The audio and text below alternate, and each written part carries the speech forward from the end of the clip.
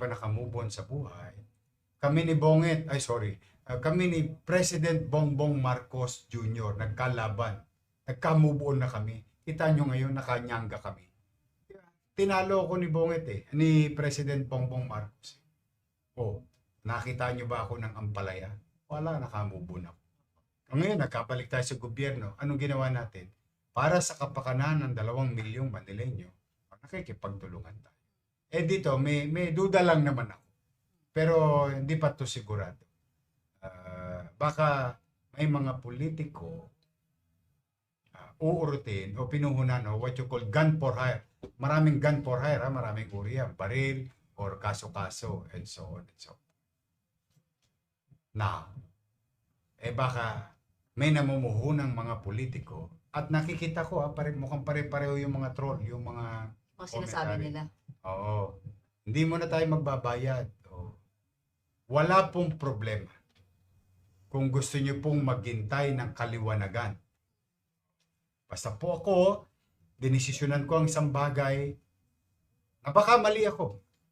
But for the meantime, this is the best solution and decision in a longer term ng sanidad ng ating pamayanan.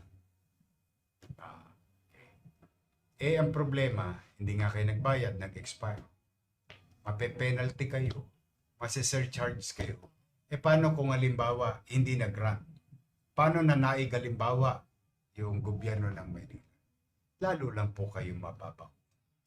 Huwag natin pangungunahan. Basta po ko, bawat sentimo naman, binobroadcast natin sa kanila. Huwag po kayo magpapadalos-dalos. Okay lang po ako, no?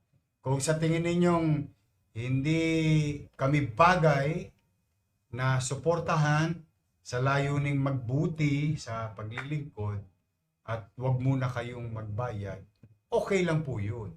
Kaya lang po ang mga bayarin ay may takdang oras. Yan, hindi ko na po magagawa yan dahil mas mabigat ang penalty and surcharges. Walang sinabing bigat ng garbage fee. Wala.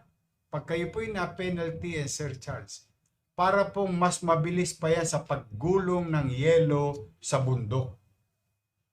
Maraming nababaon dyan. Ngayon, saan ba mapupunta yung kanilang ibinabayad? Sa pagkakot sa basura. Sa paglilinis sa Maynila. Sino ba makikinabang? Mga negosyante rin na nagbayad. Kaya ulitin ko, pagpapaumanin po ninyo, mga negosyante,